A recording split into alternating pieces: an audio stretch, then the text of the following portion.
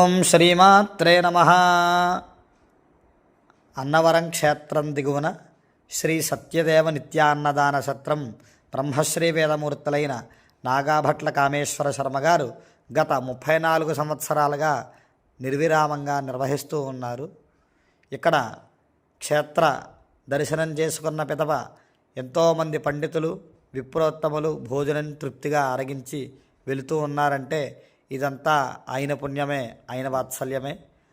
ఈ ఆశ్వీజ మాసాన్ని పురస్కరించుకొని అందరికీ కూడా ఆ జగన్మాత యొక్క కృపాకరుణా కటాక్ష విశేషాలు లభించాలనే సత్సంకల్పంతో అమ్మవారికి దుర్గా అనే నామం ఏ విధంగా లభించింది, ఎటువంటి అసుర సంహారం చేసింది అనేటువంటి అమ్మవారి పుణ్యకథా శ్రవణం మనమందరం వినే ప్రయత్నం చేద్దాం.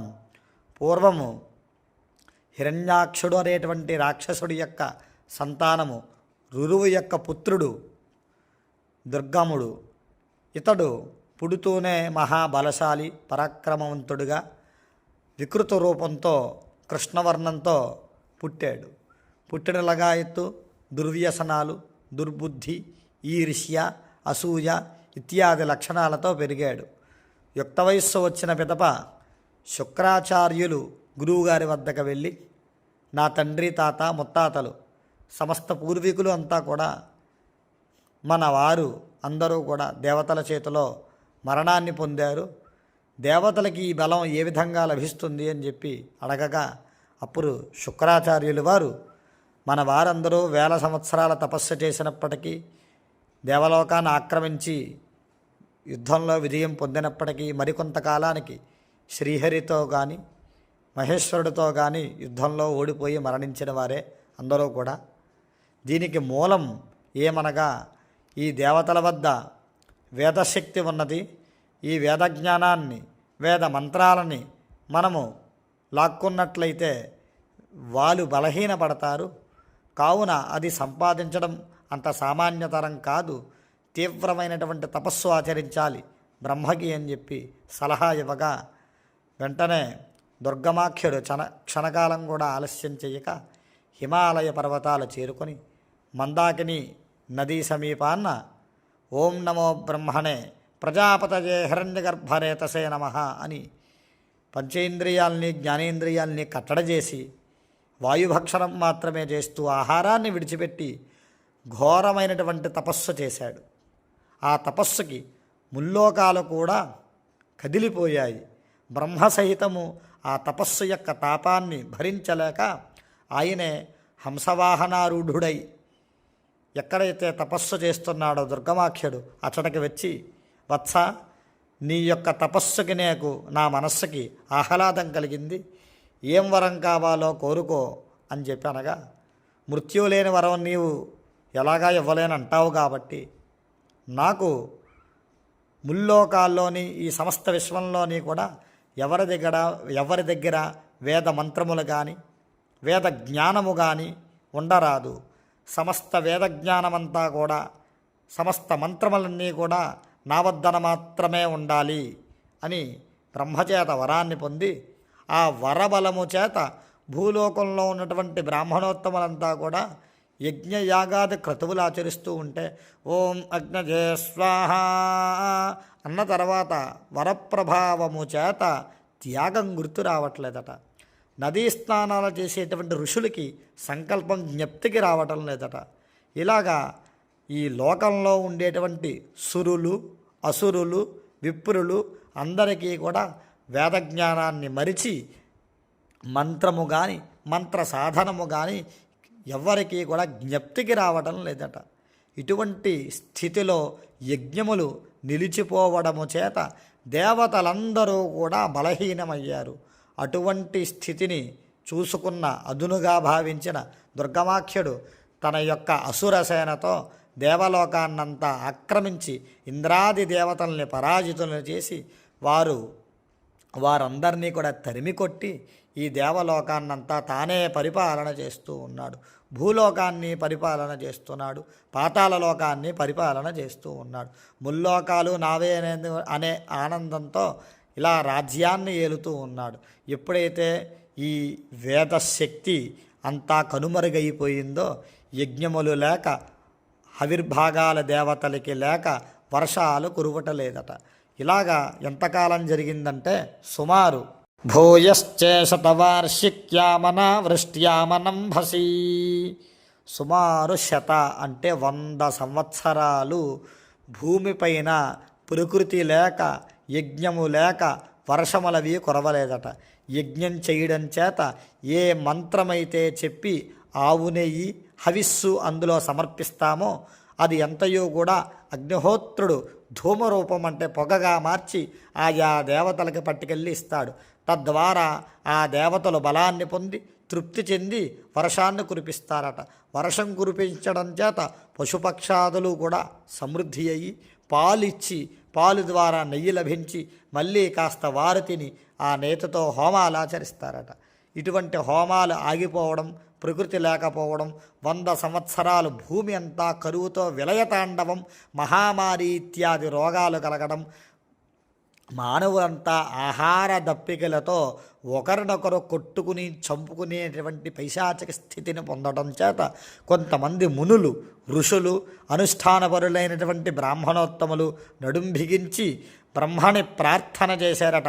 ఓం బ్రహ్మణే నమః అని అతి కష్టం మీద ఆయనని స్మరించినంత మాత్రం చేతనే బ్రహ్మ ప్రత్యక్షమయ్యి ఇది ఎంతయో కూడా దుర్గమాఖ్యుడి యొక్క వరప్రభావము చేత సమస్త వేదజ్ఞానము అంతరించింది. మరలా వేదం పుట్టాలి అంటే దుర్గమాసురుడు బ్రతికి ఉండగా జరగదు, వాడు మరణించాలి. వాడి మరణం జగన్మాత యొక్క ఆధీనంలో ఉంది. మీరందరూ కూడా హిమాలయ పర్వతాల వద్దకు వెళ్ళినట్లయితే అమ్మవారి యొక్క సాక్షాత్కారం చాలా సులభంగా లభిస్తుంది.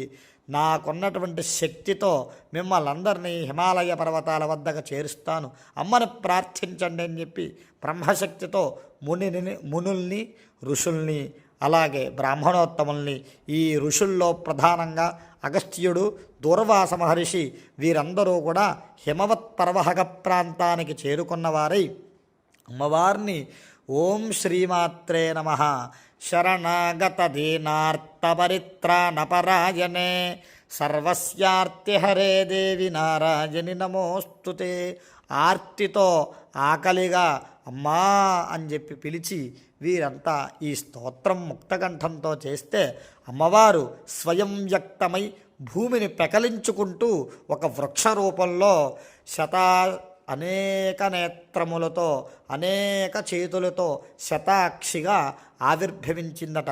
అనేక వేల కోట్ల శాఖలతో శాఖోపశాఖలతో ఒక్కొక్క శాఖలకి వివిధ రకాలైనటువంటి పండ్లు, కాయగూరలు, ఆయుధాలు, అటువంటి వృక్షాన్ని చూసి వీరి మునులంతా విస్మయానికి లోనయ్యారట. అంతటి అద్భుతమైనటువంటి రూపము, నీల మేఘ వర్ణాన్ని పోలి ఉన్నటువంటి ఆ వృక్షానికి అనేక నేత్రాలు. ఆ నేత్రాలను దర్శించి శతాక్షీదేవి అయి నమః అన్నారు. అమ్మవారు కరుణామయి. ఆ కరుణతో అమ్మవారి యొక్క తపశ్శక్తితో సృష్టింపబడినటువంటి పండ్లని, శాఖ అంటే కూరగాయల్ని వారికి అందించిందట. ఆ పండ్లు తిన్నాక వారికి శక్తి లభించి అనేక స్తోత్రాలు చేశారు.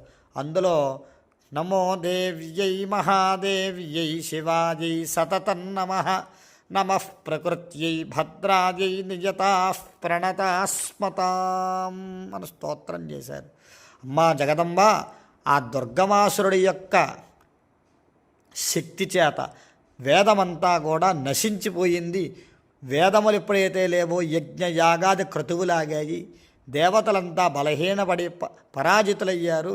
కావున మరలా ఈ సృష్టిని పునఃసృష్టి చేసి ఈ వేదము అంతరించిపోవుట చేత ఆ అసుర శక్తులు ఎక్కువయ్యి మానవులు, బ్రాహ్మణులు, భూసురులు, దేవతలు అందరూ కూడా నానా కష్టములు అనుభవిస్తున్నారు, నానా దుర్గములు అనుభవిస్తూ ఉన్నారు. వీరికి కష్టాలను పోగొట్టి సృష్టిని సమతుల్యత చేయవలసినటువంటి బాధ్యత నీదే. జయ జయ హే జగదంబే భక్తవత్సలే పరాత్పరే పరమపావని పరమపూజితే లోకజనని విశ్వహేతవే ఇత్యాది నామములన్నీ కూడా అమ్మవారిని స్తోత్రం చేస్తే వారికి అభయం చూపుతూ దుర్గమాఖ్యుడి వైపు తిరిగి అట్టహాసం చేసిందట. సముద్రాశ్చ కంపిరే, ఆ అట్టహాసము చేత ఎక్కడో భూలోకంలో ఉన్నటువంటి దుర్గమాఖ్యుడు ఆ అట్టహాసము చేత సముద్రాలు, నదులు, పర్వతాలు అన్నీ కూడా కంపించిపోయాయట. దుర్గమాఖ్యుడి యొక్క రాజ్యమంతా కూడా కంపించిపోయింది. వాడి యొక్క సేనంతా భయభ్రాంతముకు గురయ్యారట. ఈ దుర్గమాఖ్యుడు వెంటనే ఆ ధ్వని ఇటు నుంచి వచ్చిందో వెంటనే చూడండి అని చెప్పి ఆదేశిస్తే కొంతమంది సైన్యము ఆకాశ మార్గం గుండా హిమాలయ పర్వత ప్రాంతానికి వెళ్ళి అక్కడ ఆ చెట్టు దగ్గర దేవతల్ని, మునుల్ని, ఋషుల్ని, బ్రాహ్మణుల్ని వారంతా జయ జయ శతాక్షి, జయహో శతాక్షి, జయ జయ శతాక్షి, జయహో శతాక్షి అనే నామస్మరణలవి కూడా చేస్తున్నారు, ప్రార్థనలు చేస్తున్నారని గమనించి వెంటనే తన అసురరాజు దగ్గరికి వచ్చి జరిగిన వృత్తాంతమంతా చూసిందంతా చెప్పాడు. ఎవరో శతాక్షీదేవట, 1000 కన్నులున్నాయి, అనేక వేల కోట్ల చేతులు, ఆయుధాలు, పండ్లు, శాఖలు ఇవన్నీ చూశాము, చాలా అద్భుతంగా ఉంది. ఆవిడని చూసినంత మాత్రం చేతనే, ఆ వృక్షం చూసినంత మాత్రం చేతనే చాలా తీవ్రమైన భయం కలిగింది మహారాజా అని చెప్తే వెంటనే దుర్గమాసురుడు సేనను పంపించి ఆ వృక్షాన్ని కూకట వేళ్లతో సహా పెకలించి తీసుకురండి అని చెప్పి సైన్యాన్ని పంపితే వృతషష్ట్యా సహస్రాణం 6 కోట్ల సైన్యం వెళ్ళిందట. ఆ సేన చతురంగ బలాలతో వెళ్ళింది. అంటే గుర్రములు, ఏనుగులు నడిపేవాళ్ళు, రథికులు, రథాలెక్కేవాళ్ళు, వారి చేతిలో వివిధ రకాలైనటువంటి ఆయుధాలు, ఖడ్గాలు, బల్లాలు, గండ్రగొడ్డళ్ళు, ఇవి బాణాలు వేసేవాళ్ళు, శక్తి ఆయుధ ప్రయోగం చేసేవాళ్ళు, వీరంతా కూడా ఆ వృక్షం వైపుగా వెళ్ళి రకరకాలైనటువంటి ఆయుధ ప్రయోగాలవి కూడా, బాణాలవి కూడా విడిచిపెడితే అమ్మవారు ఒక హుంకారం చేసిందట. ఆ హుంకారం నుంచి ఒక శక్తివంతమైనటువంటి వలయం సృష్టింపబడింది.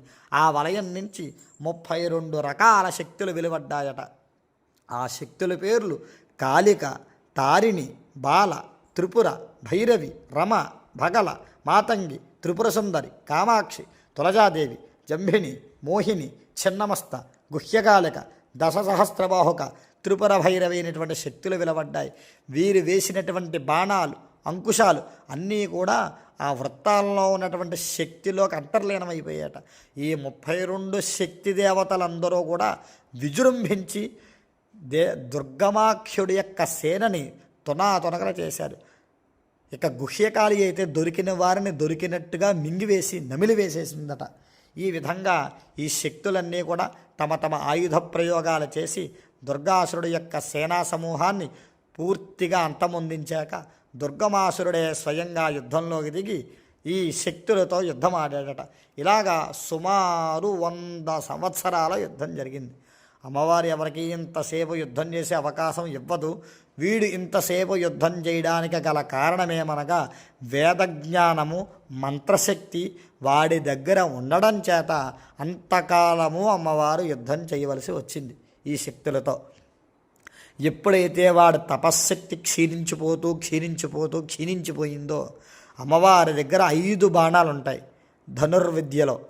ఆ బాణములు ఏమిటంటే అరవిందమశోకంచ చూతంచ వనమల్లిక నీలోత్పలంచ పంచైతే పంచబాణా ప్రకీర్తితా.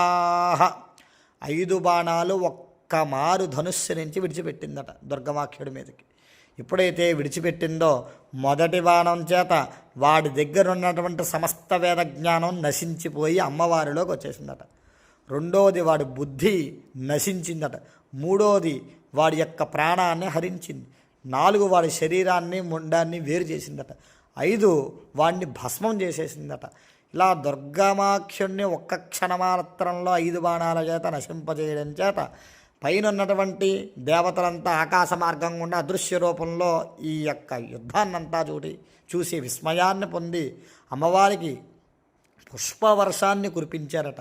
పుష్పవృష్టిముచోదివి జయ జయధ్వానాలు చేశారట. దుందుబులు మోగించారట. మునులు స్తోత్రం చేస్తున్నారట. ఇక దేవతలు, మునులు, ఋషులు, బ్రాహ్మణులు చెప్తున్నారట, శాకంభరీతి విఖ్యాతం తన్మే నామ భవిష్యసి. శాకంభరిగా అవతరించి మా ఆకలిని తీర్చావు, మాకు శక్తినిచ్చావు. దుర్గాసురుణ్ణి సంహరించి దుర్గాదేవీతి విఖ్యాతం తన్మే నామ భవిష్యసి. దుర్గాసురుణ్ణి సంహరించడం చేత దుర్గము అంటే కష్టములండి. కష్టములు కలిగించినప్పుడు అమ్మవారి నామస్మరణ చేస్తే ఆ సమస్త దుర్గములని కూడా తొలగించినటువంటి దేవతయే దుర్గా అనబడుతుంది. అటువంటి దుర్గామాతవి నీవు అని చెప్పేసి అమ్మవారిని జయ దుర్గా జయ దుర్గా జయ దుర్గా అని కీర్తిస్తూ నమస్కరించారట. అమ్మవారు చెప్తుంది, మీకు మరలా ఎటువంటి కష్టములు కలిగినా నన్ను ఆశ్రయించండి, నా నామస్మరణ చెయ్యండి, మీకు నేనున్నాను అని చెప్పి అభయమిచ్చి వరాలిచ్చి అదృశ్యమయ్యిందట. అటువంటి దుర్గా చరిత్రని కథని మనం విన్నాం. ఈరోజు మన జన్మధన్యం. అమ్మవారి అనుగ్రహము చేత సమస్త సుఖములు, సమస్త భోగములు, సమస్త ఐశ్వర్యములు మనకు కలుగుగాక.